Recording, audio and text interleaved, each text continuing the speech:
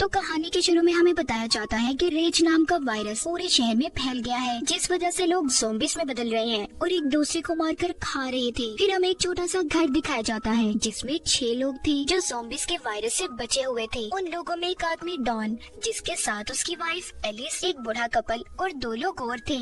Alice उस घर में बचे हुए सामान से कुछ खाना बना रही थी। डॉन बाहर के हालात देखकर बहुत परेशान था क्योंकि उसने अपने बच्चों को स्कूल ट्रिप पर फ्रांस भेजा हुआ था। दरअसल ये वायरस इसी शहर ब्रिटेन में फैला हुआ था। यही वजह थी कि डॉन के बच्चे इस वायरस से महफूज थे। यहाँ पर सब लोग खाने के टेबल पर बैठे हुए थे। उनके घर में बिल्कुल अंधेरा था। सभी लोग आपस में ना ही बात करते हैं और ना ही किसी किस्म का शोर था। तभी उनका कोई दरवाजा जोर जोर से खटखटाने लगता है। कहता है, मुझे प्लीज अंदर आने दो, दरवाजा खोल दो, मुझे बचाएं। दरअसल ये आवाज 10 साल के छोटे बच्चे की थी। बच्चे की आवाज सुनकर एलिस कहती है कि प्लीज हमें दरवाजा खोलना चाहिए, हम उस बच्चे को अंदर आने देते हैं। जब ये दरवाजा खोलते हैं तो हम देखते हैं बाहर दोपहर थी। इन्होंने बस अपने घर में ही अंधेरा किया हुआ था ताकि कोई ज़ॉम्बी इन्हें देख ना पाए। ये उस बच्चे को अब अंदर कर लेते हैं और खाने के लिए कुछ देते हैं। पूछताछ करने पर बच्चा बताता है कि मेरे मॉम डैड ज़ॉम्बी बन गए और मेरे पीछे पड़े हुए हैं, वो मुझे खाने आ रहे थे।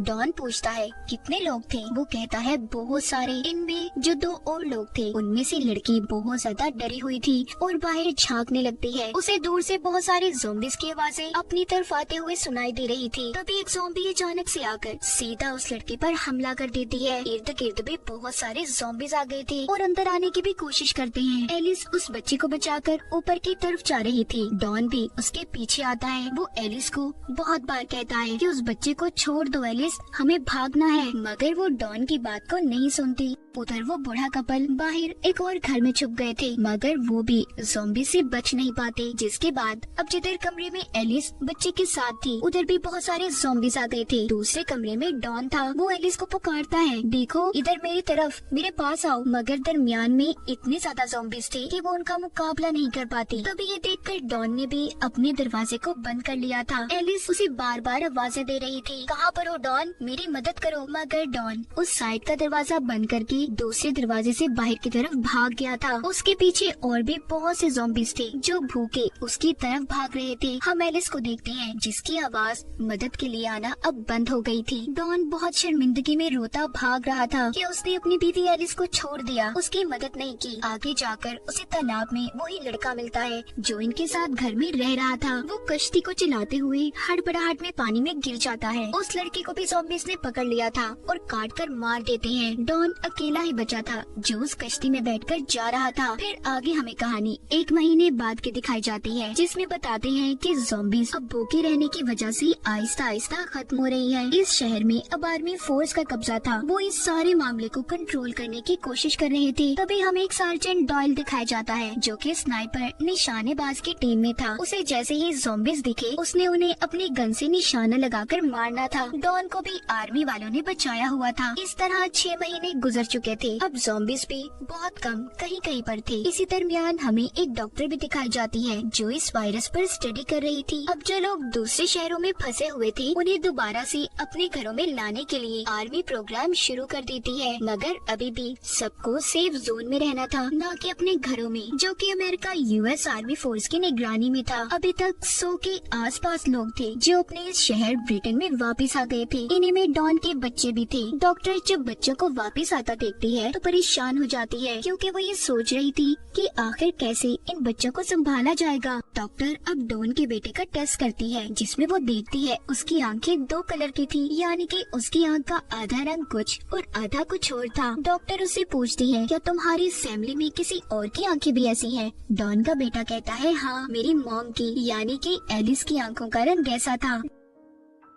डॉन जब अपने बच्चों से मिलता है तो बहुत खुश था। वो दरअसल अभी भी इस सेफ जोन में रहकर आर्मी के साथ मिलकर काम कर रहा था, इसीलिए वो अपने बच्चों को उस जगह पर ले आता है जहाँ पर वो रह रहा था। वो अपने बच्चों को उनकी मॉम एलिस के साथ हुए हादसे के बारे में भी बताता है। रात के वक्त सोते हुए डॉन के बेटे को अपनी मॉम के सपने आ रहे थे। उसे ऐसा लगता है कि शायद वो अपनी मॉम का चेहरा भूलता जा रहा है। सुबह को जब डॉन अपने काम पर चला जाता है तो उसके बच्चे चुपके से सेफ जोन से निकलकर भाग गए थे और भागते भागते अपने घर पहुंच गए थे ताकि वो अपनी मॉम की कोई तस्वीर ले सके। तभी आर्मी को भी इनके बारे में पता चल जाता है कि 2 बच्चे सेफ जोन से भाग गए हैं, मगर तब तक वो दोनों अपने घर पर थे जहाँ पर डॉन के बेटे को अपने घर के ऊपर वाले हिस्से से कुछ आवाजें आ रही थी। जब वो ऊपर जाकर देखता है तो उधर उसकी मॉम थी, यानी कि एलिस, जिसको डॉन ज़ॉम्बीज़ के दरमियान में छोड़कर चला गया था। डॉन का बेटा अपनी मॉम के गले लग गया था, तभी उसे दर्द होता है। दोनों बहन भाई जब अपने घर से बाहर आते हैं तो देखते हैं आर्मी की फौज थी जो सेफ जोन में दोबारा लेने आई थी। वहाँ पर तीनों को क्वारंटाइन में रखा गया था। एलिस को बांधकर लैब में रखा जाता है। डॉक्टर उसका ब्लड टेस्ट करती है। वो ये पता करना चाहती थी कि कहीं एलिस भी ज़ॉम्बी वायरस से इन्फेक्टेड तो नहीं। तभी उन्हें पता चलता है कि एलिस इन्फेक्टेड तो हुई थी, मगर उसकी इम्यूनिटी इतनी पावरफुल, इतनी ताकतवर थी कि उस पर ज़ॉम्बी वायरस का असर नहीं हुआ। इसीलिए अभी तक वो ज़ॉम्बी भी नहीं बनी थी, मगर उसके खून या फिर किसी भी वजह से दूसरे लोगों से इन्फेक्टेड हो सकते थे, यानी कि अगर कोई भी इंसान उसके पास रहा तो वो ज़ॉम्बी बन जाएगा। ये सारी बातें सुनकर डॉक्टर की आर्मी जनरल उसे मारने का फैसला करते हैं, क्योंकि उन्हें ऐसा लग रहा था कि एलिस सबके लिए खतरा हो सकती है, ताकि किसी और को एलिस की वजह से कोई नुकसान न हो। मगर डॉक्टर जनरल को समझाती है कि देखिए, एलिस की इम्यूनिटी, उसके जीन्स बहुत अलग है, हम उसके खून से वैक्सीन बना सकते हैं। अब जब इन सारी बातों का डॉन को पता चलता है कि उसकी बीवी एलिस जिंदा है, वो अपने बच्चों के पास जाता है, मगर वो उस पर गुस्सा थे। कहते हैं कि डैड, आप तो कह रहे थे कि मॉम मर गई है, ज़ॉम्बी बन गई है, तो वो कैसे जिंदा है? डॉन अपने बच्चों की बातें सुनकर बहुत डरा हुआ था, क्योंकि सच्चाई सिर्फ वही जानता था कि वो एलिस को छोड़कर भागा था। इसीलिए वो सबसे पहले एलिस के पास जाता है और रोकर उससे माफी मांगता है। अब जैसे ही वो उसके थोड़ा और करीब जाता है, एकदम से चीखता तड़पता है और एकदम से ज़ॉम्बी में बदल गया था। एलिस उसकी ऐसी हालत देखकर मदद के लिए चिल्लाती है, मगर अब वो उसे भी बहुत ही खतरनाक तरीके से नोचकर मार देता है। फिर इसके बाद बाहर जाकर आर्मी के लोगों पर हमला करता है। डॉक्टर डॉन के बच्चों को लेकर सेफ जोन की तरफ भागती है, मगर डॉन सेफ जोन की तरफ भी आ गया था और लोगों की चीखों पुकार सुनकर उस तरफ के दरवाजे को तोड़ने लगता है। डॉन का बेटा उसे देखकर भागता है। एक एसी वेंट में जाकर छुप गया था। नीचे से लोगों की चीखों पुकार की आवाजें आ रही थी। डॉन उन्हें काट कर ज़ॉम्बी बना रहा था। फिर आगे ज़ॉम्बी बनने वाले लोग दूसरे लोगों को ज़ॉम्बी बना रहे थे। हर जगह पर हलचल थी। सभी अपनी जान बचाकर यहाँ से भागना चाहते थे। तभी स्नाइपर्स को भी अलर्ट किया जाता है, मगर उन्हें ये समझने में बहुत मुश्किल हो रही थी कि कौन ज़ॉम्बी है और कौन नहीं। तभी उन सभी को ये ऑर्डर दिया जाता है कि सबको मार दें। ये बात सुनकर उसे स्नाइपर डायल को, जो हमने कहानी के शुरू में देखा, उसे काफी अजीब लगता है, क्योंकि उसे लोगों को बचाना था,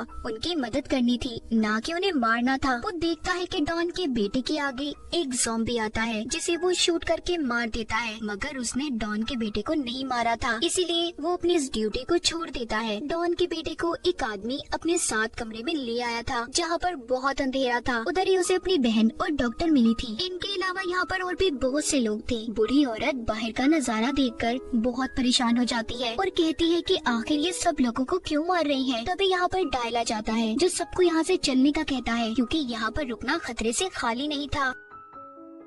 वो जब सब यहाँ से जाने लगते हैं तो इन पर भी आर्मी फायरिंग कर देती है, जिसमें बूढ़ी औरत मर गई थी। डायल के साथ डॉक्टर और डॉन के बच्चे थे। तभी डायल को उसके एक दोस्त का फोन आता है, जो कि आर्मी में था, जिसके पास हेलीकॉप्टर था। वो कहता है, देखो, कुछ वक्त में सारे शहर को बॉम्ब से उड़ाने का ऑर्डर दिया गया है। तुम्हें मैं जिस जगह की लोकेशन भेज रहा हूँ, वहाँ पर आकर मुझसे मिलो, मैं तुम्हें बचाता हूँ। अब ये सभी एक टनल के रास्ते से वहाँ से बाहर आते हैं। तभी उधर बहुत बड़ा धमाका हुआ था। आर्मी ने सेफ जोन में जितने भी ज़ॉम्बीज़ या बचे हुए इंसान थे, सभी को धमाके से उड़ा दिया था। डायल डॉक्टर और बच्चों को लेकर भागता है। ये सभी उसके दोस्त की बताई हुई जगह पर आ गए थे। तभी डायल का दोस्त भी हेलीकॉप्टर लेकर आ जाता है। वो डायल को बताता है कि तुम्हारे पीछे कुछ बचे हुए ज़ॉम्बीज़ आ रही हैं। ये सुनकर डायल बच्चों और डॉक्टर को छुपने का कहता है। उसका दोस्त इतने सारे लोगों को देखकर कहता है, देखो डायल, मुझे सिर्फ तुम्हें लेने का कहा गया है। अगर मैं किसी भी बचे हुए सिविलियन शहरी को बचाकर ले गया तो आर्मी वाले मुझे भी मार देंगे। लेकिन डायल अकेला उसके साथ नहीं जाता। वो सबकी मदद करना चाहता था, इसीलिए वो अकेला ही उसे वहाँ से भेज देता है। तभी इनके पीछे बहुत से ज़ॉम्बीज़ पड़ गए थे। ये भागकर शहर की तरफ आते हैं। शहर में आर्मी ने ज़ॉम्बीज़ को मारने के लिए जहरीली गैस छोड़ी हुई थी, जिस वजह से वहाँ पर आम इंसान सांस नहीं ले सकता था। उससे बचने के लिए ये एक गाड़ी में जाकर छुप जाते हैं। अब सारे ज़ॉम्बीज़ उनकी गाड़ी के आसपास आकर इन पर हमला कर रहे थे,